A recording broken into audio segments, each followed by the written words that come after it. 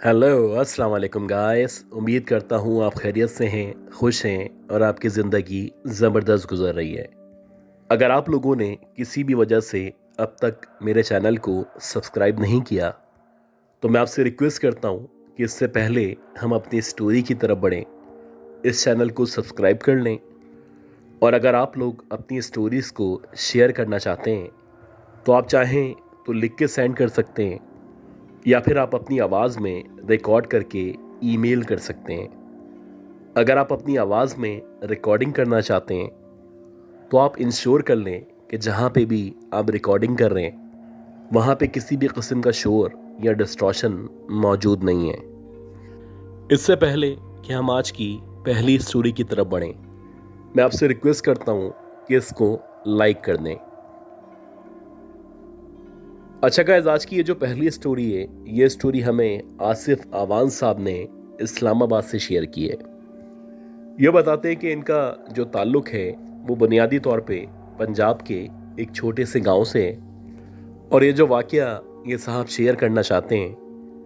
ये वाकया इनके साथ इनके गांव के अंदर ही पेश आया था। ये बताते हैं कि 2019 और 20 चल रहा था और हमारा जो गांव था उस गांव के अंदर मेरे तकरीबन 5 या 6 के करीब दोस्त मौजूद थे।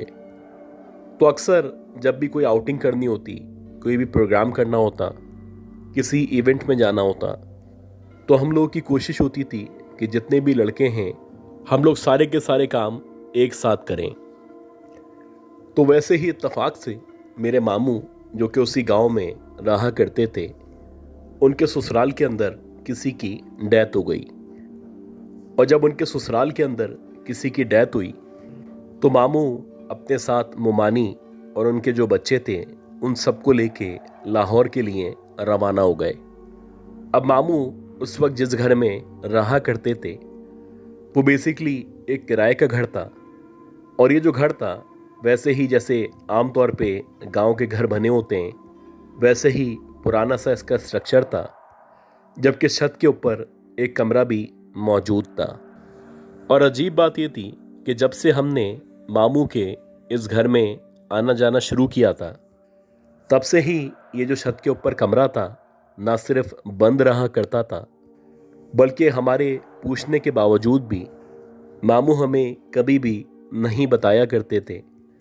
कि इस रूम को बंद रखने की क्या वजह है। खैर, जब अपने बीवी बच्चों के साथ मामू अपने ससुराल के लिए रवाना हुए तो जाते जाते उन्होंने उनका जो घर था उस घर की चाबी मेरी मदर के हवाले कर दी और मेरी मदर को कहा कि 1-2 दिन में यहाँ पे चक्कर लगा लेना और अगर ज़रूरत महसूस हो तो घर की सफाई कर देना। अब जब मुझे पता चला कि मामू ने इस घर की चाबी मेरी मदर को दी है तो मैंने अपनी मदर से कहा कि मामू के घर की चाबी आप मुझे दे दें। मेरे जो दोस्त हैं मैं उनके साथ किसी भी रात बारबेक्यू कर लूँगा, या जैसे आमतौर पे लड़के किसी भी घर में किसी भी जगह जमा हो जाते हैं और आपस में बातें किया करते हैं, तो वैसे ही मेरे जितने भी दोस्त हैं मैं उनको किसी भी रात मामू के घर में बुला लूँगा।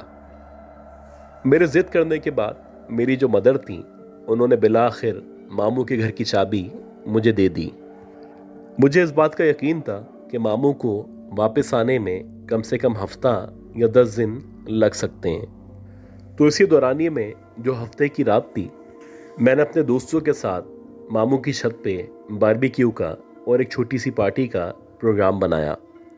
अब हमारा ख्याल यही था कि मगरिब के बाद जो भी प्रोग्राम है उसको शुरू करेंगे और रात के 12 या 1 बजे तक इस प्रोग्राम को ख़त्म कर देंगे। अब मेरे अलावा मेरे 5 या 6 दोस्त थे जिनको मैंने इस प्रोग्राम के अंदर शामिल करना था। खैर, अपने दोस्तों से मशवरा किया, पैसों वगैरह का इंतज़ाम किया गया और यह तय पाया कि सैटरडे को 8 बजे सारे के सारे मेरे मामू के घर में छत के ऊपर, यानी जहाँ पे फर्स्ट फ्लोर है उसके ऊपर बारबेक्यू का प्रोग्राम करेंगे। खैर, अल्लाह अल्लाह करके जब सैटरडे का दिन आया तो हम जितने भी दोस्त थे वो दिन से ही बहुत ज़्यादा एक्साइटेड थे और हमने ना सिर्फ मगरिब से पहले पहले सारा सामान जमा कर लिया था, बल्कि मगरिब से पहले ही हमने ऊपर जाके, यानी कि जहाँ पे मेन छत मौजूद थी, वहाँ पे 2 लाइटें लगा दी थीं ताकि रात में ये जो बारबेक्यू का प्रोग्राम है इसमें किसी भी किस्म की परेशानी ना हो। बहरहाल जब मगरिब के बाद का टाइम आया और हम सारे के सारे दोस्त वहाँ पे जमा हुए तो हमें पता ही नहीं चला कि देखते ही देखते रात के तकरीबन 10:30-11 बज गए। अभी हमारा जो प्रोग्राम था वो आधा ही हुआ था और तिक्के वगैरह बनाने के बाद हमें उनको खाना भी था। खैर इसी दौरानिए में जबकि हम लोग सारे के सारे छत पे मौजूद थे तो मेरा एक दोस्त था, वो एक छोटा सा ऑडियो सिस्टम लेके आया था। तो उसने उस ऑडियो सिस्टम पे गाने बजाना शुरू कर दिए।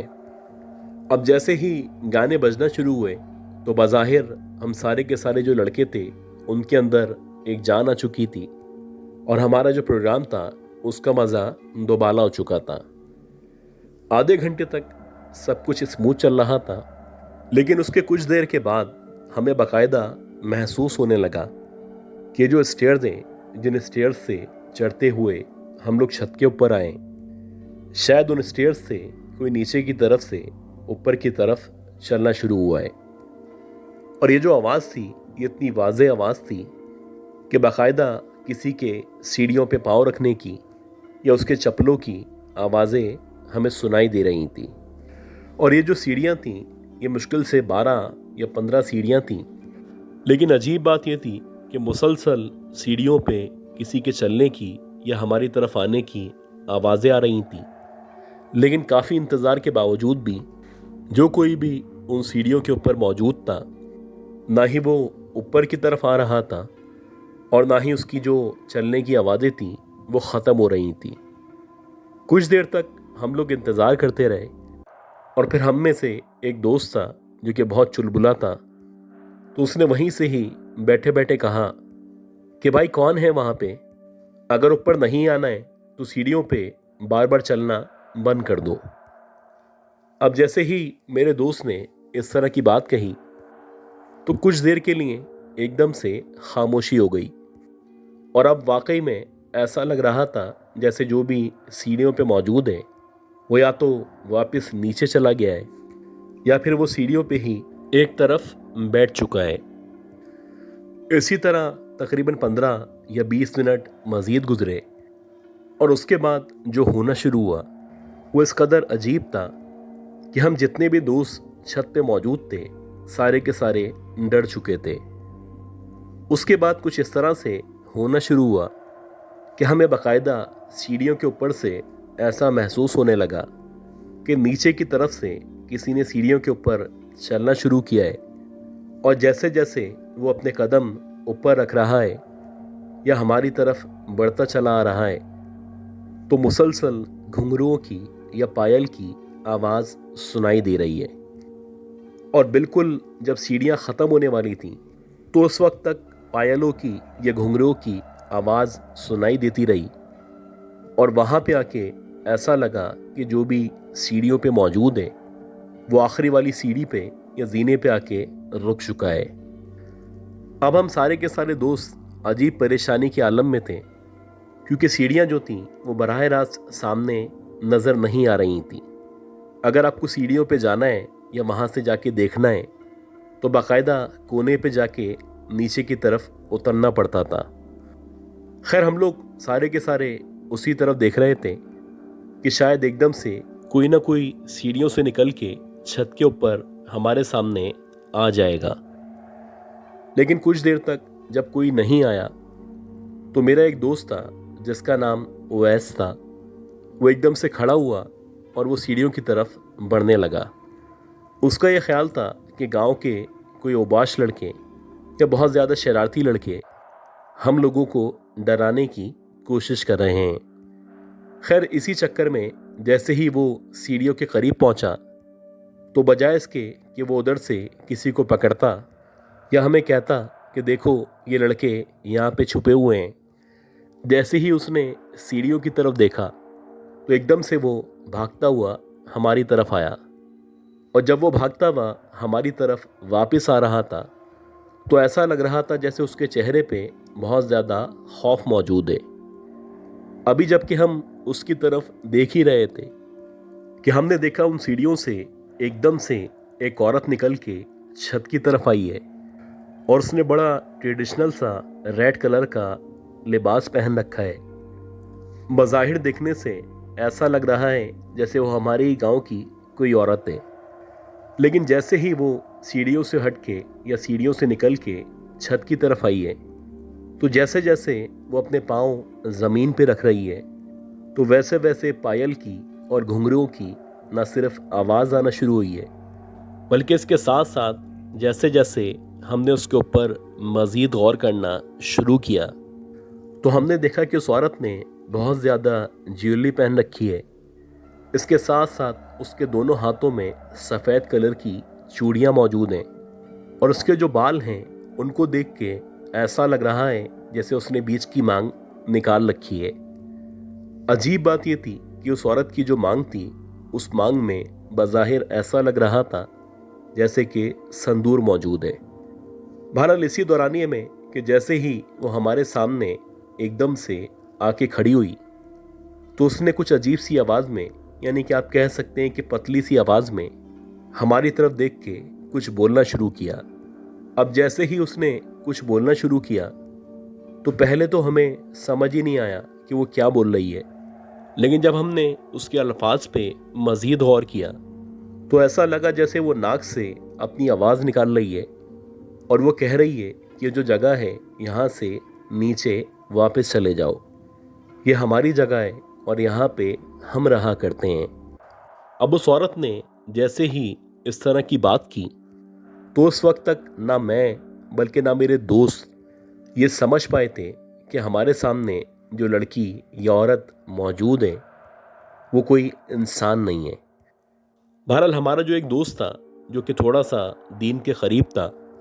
और उसको सूरह बकरा मुकम्मल तौर पे पूरी याद थी, उसने एकदम से देखते ही देखते सूरह बकरा की जो आखिरी 3 आयत हैं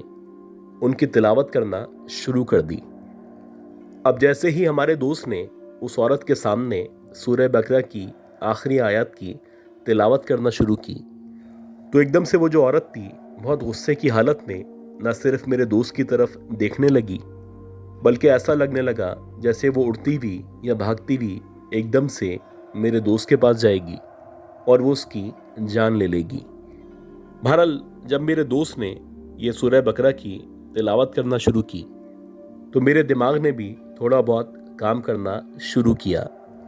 और मुझे भी अब लगने लगा कि ये जो औरत है कि जिस तरह से अपनी नाक से आवाज़ निकाल रही है, शायद ये इंसान नहीं है। और इसी दौरानिए में जब मैंने उसके पाँव की तरफ देखना शुरू किया, तो वाकई में उस औरत के जो पाँव थे कुछ टेढ़े से पाँव थे और ऐसा लग रहा था उसके पाँव में 5 के बजाय 3 बड़ी बड़ी सी या लंबी लंबी सी उंगलियां मौजूद हैं। उसके हाथों पे भी जब मैंने गौर करना शुरू किया, तो उसके हाथों पे भी बेतहाशा बाल मौजूद थे। बहरहाल अजीब बात ये थी कि जो मेरा दोस्त था जो मुसलसल तिलावत कर रहा था, तो उसके तिलावत करने पे वो जो औरत थी उसने एकदम से उल्टे कदमों के साथ वापस पीछे की तरफ चलना शुरू किया। उसका जो मुंह था या उसका जो जिस्म था उसका रुख हमारी तरफ था, जबकि उसके जो पाँव थे वो इस तरह से बढ़ रहे थे जैसे कि उसके पाँव उल्टे पाँव हों। और वाकई में ऐसा ही था कि वो उल्टे पाँव के साथ एकदम से देखते ही देखते सीढ़ियों से ना सिर्फ नीचे उतरी, बल्कि इसके साथ साथ उसके मुंह से कुछ अजीब अजीब सी आवाज़ें निकल रही थीं। ऐसा लग रहा था जैसे वो बहुत ज़्यादा तकलीफ़ में है या अपने मुंह से गुर्राने की आवाज़ें निकाल रही है। बहरहाल जैसे ही वो औरत सीढ़ियों से नीचे की तरफ गई, तो मेरा जो दोस्त सूरह बकरा की तिलावत कर रहा था वो हम सबको कहने लगा कि एकदम से मेरे करीब आ जाओ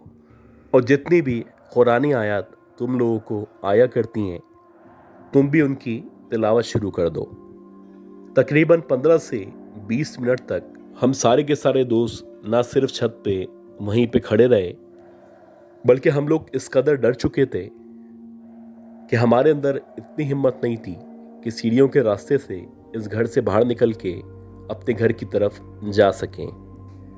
खैर, हमारा वो जो दोस्त था जिसने सूरह बकरा पूरी मुकम्मल तौर पे हिफ्ज़ की हुई थी, उसने ही हमें हौसला दिया और उसने ही हमें समझाया कि जो औरत सीढ़ियों से चढ़ती हुई ऊपर की तरफ आई थी, ये यकीनन कोई चुड़ैल या फिर पिछल पैरी थी। अल्लाह का शुक्र है कि तकरीबन 1 या 1.5 घंटे के बाद जब हम सबके औसान बहाल हुए तो हमने ये जो प्रोग्राम था इसको जल्दी जल्दी ख़त्म किया और फिर एक ग्रुप की सूरत में तिलावत करते हुए सीढ़ियों से नीचे उतरे। खैर, हम सारे के सारे दोस्त जब अपने अपने घरों पे चले गए तो हमारे उस दोस्त को छोड़ के, जो कि मुकम्मल तौर पे तिलावत कर रहा था, बाकी जितने भी दोस्त थे, सारे के सारे दोस्तों को तकरीबन 1 हफ्ते तक शदीद बुखार रहा।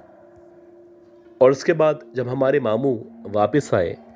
और मेरी मदर ने उनसे इस वाक़े का जिक्र किया तो मामू का यही कहना था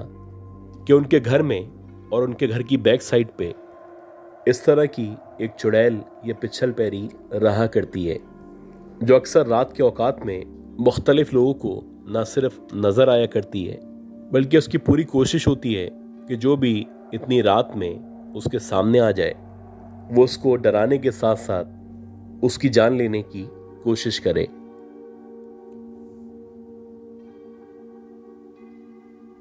अच्छा गाइस, उम्मीद करता हूँ ये जो पहली स्टोरी थी, ये कहानी, ये स्टोरी आपको ज़रूर पसंद आई होगी। अब हम चलते हैं आज की दूसरी बहुत ही खौफनाक कहानी की तरफ और मैं उम्मीद करता हूँ कि आपने अब तक इस ऑडियो को, इस वीडियो को लाइक ज़रूर कर दिया होगा।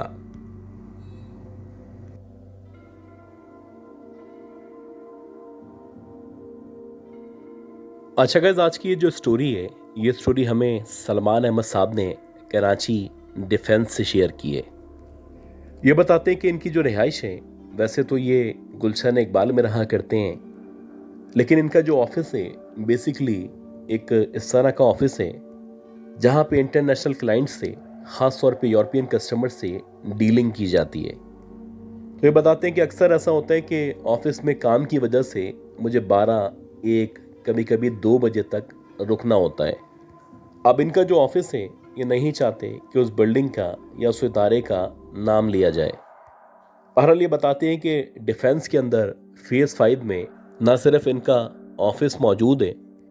बल्कि इनके ऑफिस के बिल्कुल सामने एक बहुत बड़ा सा ग्राउंड +2 पे मुश्तमिल रेस्टोरेंट भी मौजूद है।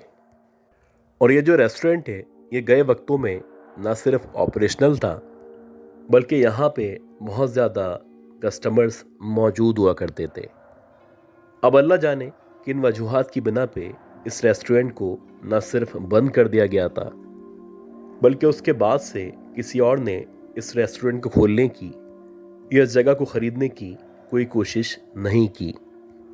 बहरहाल किस्सा मुख्तसर ये बताते हैं कि रात के 1 या 1:30 बज गए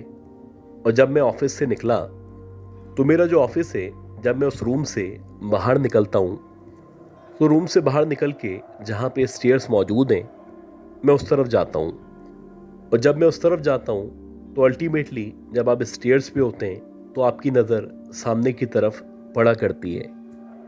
और इत्तफाक से जब भी मैं नीचे उतरता हूँ तो वो जो अबंडेंट रेस्टोरेंट है, या आप बेंगलो कह सकते हैं, जो भी है, मेरी हमेशा उस तरफ नज़र पड़ती है। तो वैसे ही रात के 1 या 1:30 बजे का टाइम था और जब मैं अपने ऑफिस से निकला तो निकलते ही जब मैं स्टेयर्स पे आया तो मेरी नज़र सामने उस अबेंडेंट रेस्टोरेंट पे पड़ी। तो मुझे वो जो रेस्टोरेंट था उसकी सीढ़ियाँ बिल्कुल क्लियरली नज़र आ रही थी। अब जैसे ही मेरी नज़र उन स्टेयर्स पे पड़ी तो पहले मुझे ऐसा लगा कि उन स्टेयर्स पे एक औरत या एक लड़की, जो कि मुश्किल से 17 या 18 साल की लग रही है, वो बैठी हुई है। अब क्योंकि हमारी जो स्टेयर्स हैं, उन स्टेयर्स के बिल्कुल सामने उस रेस्टोरेंट की स्टेयर्स मौजूद हैं, तो आपको क्लियरली पता चल जाता है कि सामने कौन मौजूद है और वो क्लियरली देखा जा सकता है। खैर, वो जो लड़की थी उसने शायद सफ़ेद कलर की साड़ी पहन रखी थी और ऐसा लग रहा था जैसे 4थी या 5वीं सीढ़ी के ऊपर वो बैठी हुई है। पहले जब मेरी नज़र उस लड़की पे पड़ी तो ऐसा लगा वो लड़की भी मेरी तरफ ही देख रही है। और जब मैंने उसके चेहरे पे ज़रा सा गौर करना शुरू किया तो इस अंधेरे में बज़ाहिर ऐसा लग रहा था जैसे उसका जो चेहरा है वो बहुत ज़्यादा जला हुआ या झलसा हुआ चेहरा है। और उसके साथ साथ उसके जो बाल हैं वो कुछ कर्ली टाइप के बाल हैं और बज़ाहिर देखने से ऐसा लग रहा है जैसे उसके बालों में बेइंतहा मिट्टी या डस्ट मौजूद है। खैर अभी कि मैं उसके चेहरे पे या उसकी शक्ल पे गौर कर रहा था तो देखते ही देखते वो जो भी लड़की थी उस लड़की ने एकदम से अपने जो हाथ थे वो ऊपर की तरफ उठाना शुरू किए, जैसे कि आमतौर पे अपने आप दोनों हाथों को ऊपर की तरफ किया करते हैं। और जैसे ही उस लड़की ने अपने हाथों को ऊपर की तरफ उठाना शुरू किया तो इस दौरानिए में उसने मेरी आंखों की तरफ या मेरी तरफ मुकम्मल तौर पे देखना शुरू किया। अभी जबकि मैं इस मंजर को समझने की कोशिश कर रहा था, ऐसा लगा जैसे देखते ही देखते उस लड़की के जो हाथ हैं वो ना सिर्फ लंबे होना शुरू हो चुके हैं बल्कि उसके हाथ आहिस्ता आहिस्ता करके बढ़ते चले जा रहे हैं। और अब लगने लगा है कि अगर मैं कुछ सेकंड्स मज़ीद यहाँ पे रुका या मैंने उस औरत की तरफ मज़ीद कुछ सेकंड देखा तो उसके हाथ इस कदर लंबे हो जाएंगे कि वो ना सिर्फ मेरी तरफ आ जाएंगे बल्कि हो सकता है वो दोनों हाथों से मेरी गर्दन को दबोच ले। खैर मैंने फ़ौरन से बाकी जो भी सीढ़ियाँ थी उनकी तरफ ध्यान दिया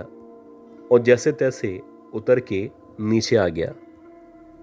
अब एक दो दिन बड़ी परेशानी के आलम में गुजरे और जब भी मैं ऑफिस से निकलता तो अब मेरी नज़र सामने के बजाय नीचे की तरफ यानी स्टेयर्स पे हुआ करती थी। इसी तरह 3-4 दिन के बाद इत्तफाक से जब मेरी सिक्योरिटी गार्ड से मुलाकात हुई तो मैंने उससे पूछा कि यार ये जो सामने रेस्टोरेंट मौजूद है इस रेस्टोरेंट के बारे में क्या तुम्हें कुछ पता है? तो कहने लगा कि साहब इतनी ज़्यादा बातें तो नहीं पता, लेकिन इस रेस्टोरेंट के बारे में मोहल्ले वाले ख़ास तौर पे जो मुझसे पहले गार्ड था वो बताया करता था कि जो रेस्टोरेंट है इस रेस्टोरेंट के सेकंड फ्लोर पे अक्सर उसने एक औरत को घूमते हुए या टहलते हुए अपनी आंखों से देखा है। जबकि ये जो रेस्टोरेंट है इस रेस्टोरेंट में ना कोई रहा करता है, ना ही इसके मालिकान का कुछ पता है और ना ही यहाँ पे स्पेशली सिक्योरिटी गार्ड्स वगैरह मौजूद हैं। अब जब मैंने उसकी ये बात सुनी तो मुझे थोड़ा सा यकीन हो चला कि वाकई में इस अबंडेंट रेस्टोरेंट के अंदर कोई ना कोई इस तरह की मखलूक ज़रूर मौजूद है। और अभी 4 या 5 दिन पहले भी मुझे ऐसा ही लगा। जैसे ही मैं अपने ऑफिस की सीढ़ियों से नीचे उतरने लगा तो मैं नहीं चाहता था कि मेरी नज़र सामने पड़े, लेकिन होता है ना कि कभी कभी आप जिस चीज़ से बचना चाहते हैं वही आपके साथ हो जाया करता है। तो इत्तफाक से आप समझ लें कि 1 सेकंड के लिए जब मेरी नज़र सामने पड़ी तो बाकायदा मैंने सीढ़ियों के ऊपर उस लड़की को खड़े हुए देखा और ऐसा लग रहा था जैसे वो मेरे देखने की ही मुंतज़िर थी। अब मुझे नहीं पता ये सब क्या है और क्यों हो रहा है और बिला आखिर वो लड़की कौन है जो मुझे अक्सर नज़र आती है, लेकिन मेरी आपसे रिक्वेस्ट है कि आप दुआ करें कि अगर वो इस तरह की कोई बुरी मखलूक है तो अल्लाह ताला मुझे उस मखलूक के शर से महफूज रखें।